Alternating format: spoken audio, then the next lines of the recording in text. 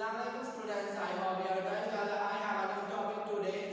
English language. ठीक है? So how to use have, has and had. Had used in past and have and has used in present. It is denoted by मतलब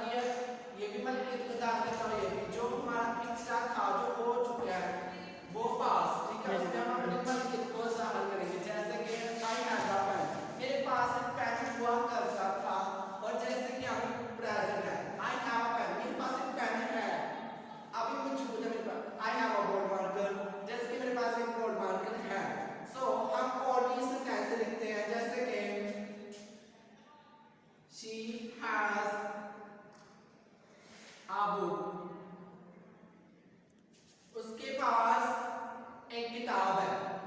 उसके पास एक किताब है she has a book और जैसे कि हुआ करती थी she had a book she has a book उसके पास हुआ करती थी यहाँ पे है वहां पे थी यहाँ पे है रिमलकियत को शो करता है अपन हैज और जो हैड का ये पास हो ठीक है ओके अगर मेरी वीडियो अच्छी लगी हो